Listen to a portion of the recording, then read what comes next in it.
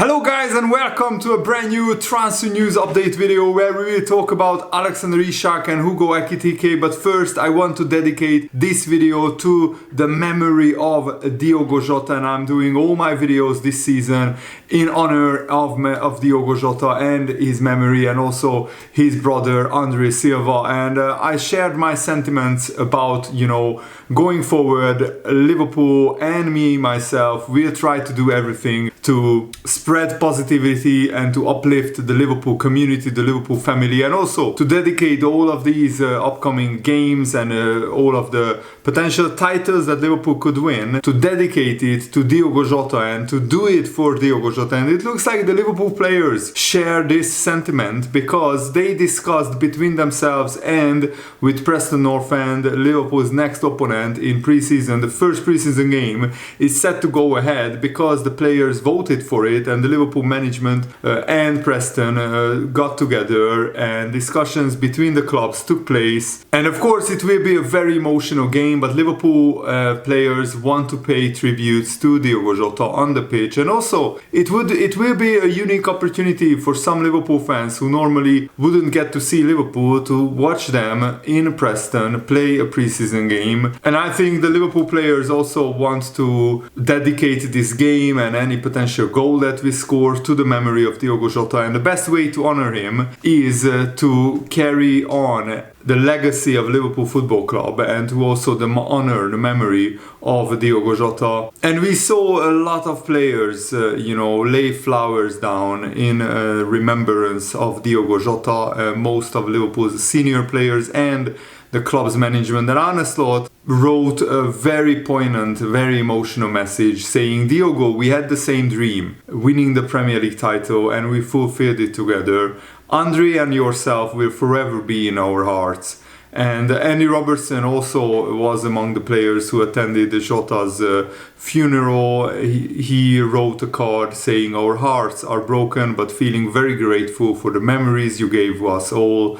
I will miss you, love you, brother, Robo." And Michael Edwards also lay a wreath with Jota 20 on it, and he describes Jota as the down-to-earth, determined, a great finisher, and above all, loved and respected by all who knew him. So Diogo Jota, you will be forever remembered. You will never walk alone. And Andre Silva, you will be forever remembered as well. And I think it's good that Liverpool will play this pre-season game because some of us need that uplifting feeling and also need that distraction of watching football, watching Liverpool play. It would be a great opportunity to come together and to grieve together and watch football together and to remember Diogo Jota this way as well. And hopefully the mood among the Liverpool squad will start slowly uplifting once we start playing games, and also it's a great time for the new players to bed in as well. So I think this is a good thing to look forward to for all of the Liverpool community, for all of the Liverpool fans. But let me know, how are you feeling about this pre-season game? Let me know in the comments below. And now let's talk about Alexander Isak, because a major domino could fall in the striker transfer window, because Fabrizio Romano reported that Newcastle United have started talks with Eintracht Frankfurt for the signing of Hugo Ekitike, who is available for around 100 million euros. And Newcastle are seeking a new striker after Callum Wilson left them as a free agent. And I think the Newcastle fans are deluding themselves if they think that they sign Hugo Ekitike for 60, 70, 80 million pounds as a backup to Alexander Isak. Newcastle wouldn't sign a 70, 80 million pound player as a backup because they don't have that. I mean, they have that kind of money, but because of PSR rules and regulations, they can't spend that amount on a backup. They are not like Man City or Paris Saint-Germain, who already have huge revenues. And Newcastle are maybe preparing themselves for the eventuality of Alexander Isak going to Liverpool or getting sold. And maybe that's why Newcastle are starting talks, because Fabrizio Romano has confirmed that Newcastle, of course, have other clubs that are interested in Hugo Ekitike, like Liverpool as well, but also Saudi Pro League sides, Al Hilal and Al Qadisiyah are also interested in Hugo Ekitike, so this could be a very interesting transfer race. Ekitike is one of the most sought after players in the transfer market, but of course Ekitike doesn't want to move just yet because he wants to see what kind of clubs are seriously interested in his services, and he's in no rush to leave.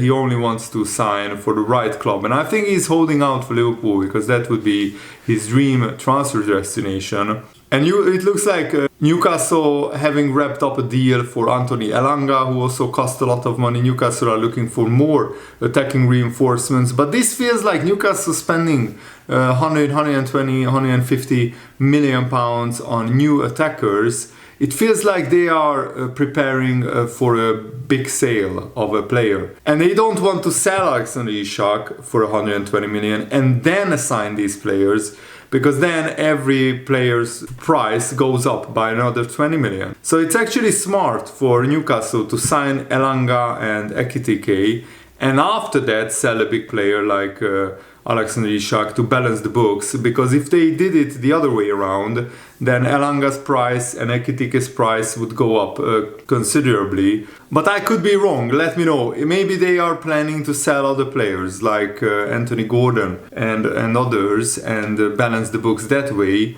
David Ornstein that selling Isak is right now not on the agenda for Newcastle, and they would also need to see what Alexander Isak wants to do. That's a big factor in this whole transfer saga. But if Alexander Isak says that I want to leave, I want to go to Liverpool, then Newcastle would be prepared to sell him. But right now that is not on the agenda. They want him to stay. And of course, Newcastle are trying everything to renew Alexander Isak's contract, but there has been no major progress made on that. Many clubs would I'm sure, like to sign him. We know of Liverpool's previous interest. Arsenal are interested in him, but Arsenal at the moment are in talks to sign Viktor Gyökeres. So I'm sure if the door was open, they would look to try and walk through it, Liverpool necessarily. Newcastle don't intend to open the door, and even if they ever could be tempted to open the door, the price would be extortionate. Talk of sort of 150 million pounds, and actually Liverpool could afford that easily because of how little money Liverpool spent and also how big Liverpool's revenues are, and also because we are not in danger of breaching PSR rules anywhere near. We can spend 150 million on Isak without actually breaching PSR rules. But the bottom line is, let's see what Alexander Isak wants to do when pre-season starts at Newcastle. That's the main thing, David Ornstein said, and where his mindset is at.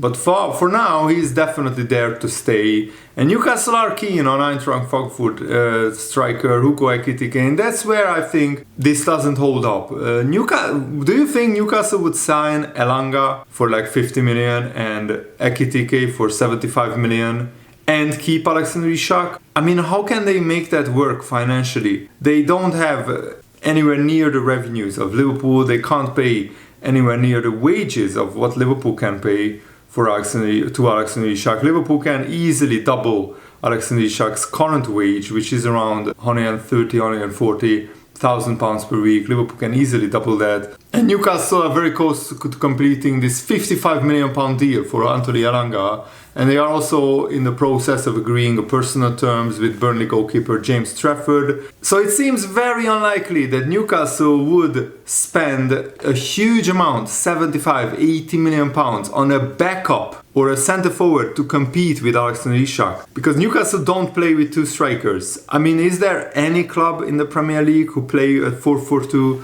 formation, who play with two out-and-out strikers? I don't think so. And I don't think they would sign Ekitike for 75 million and stick him out on the wing.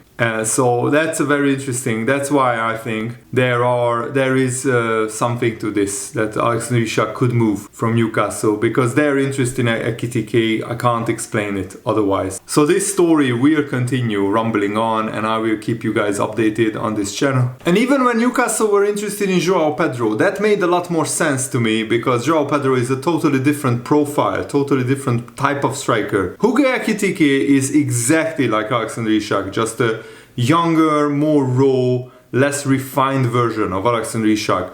Why would you sign an exactly the same type of profile, a classic number 9, unless you are prepared to sell Alexander Isak, unless you are prepared to sell him for a huge amount of money so you can fund strengthening your team in many other areas. And it makes sense if Newcastle do this. If Newcastle sell Isak for 130, 150 million, you could sign 3 starting players for Newcastle for that same amount. Ekitike, Elanga, and maybe another winger or a backup striker as well, a younger striker. So that's why it's very curious why Newcastle would do this, in my opinion. Florian Plettenberg also today reported that Luis Diaz has once again made it clear that he is open to leaving Liverpool if a really exciting offer arrives. Liverpool have been informed by this. Is this a formal transfer request? Some people are already reporting that it is. Other people are saying he just told the Liverpool management that if an offer comes in, please listen to it. However, Liverpool have blocked everything so far. Bayern Munich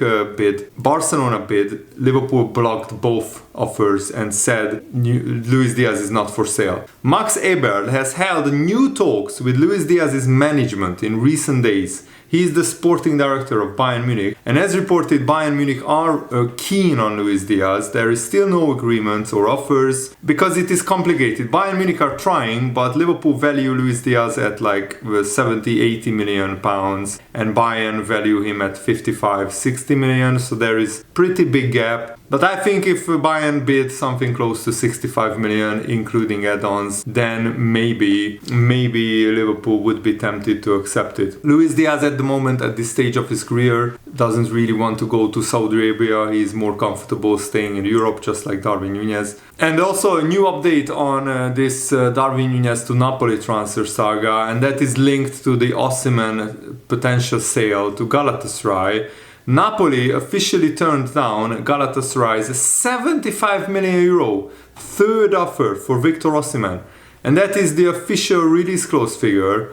Apparently, Napoli are frustrating to deal with intentionally, and Napoli want to push Osimhen to Saudi Arabia, to Al Hilal, because they want the most money possible. But Osimhen made it clear that going to Al Hilal is not possible. He doesn't want to go to Saudi Arabia. He only wants Galatasaray. He also made it very clear to Napoli that he won't report to pre-season, and he doesn't want to play for Napoli anymore. I mean, they loaned him out in the first place. And this is where, you know, our suspicion came true that the Napoli owner, De Laurentiis, is annoying as hell to deal with and to do business with. But if Napoli want Darwin Núñez, then pay his price or don't waste Liverpool's time. And I feel also you can feel bad for Osimhen because he wants to move to Galatasaray, who is not even a top club in Europe, but Osimhen still enjoyed his time there. And if a player doesn't want to go to the Saudi League, why force him to go there?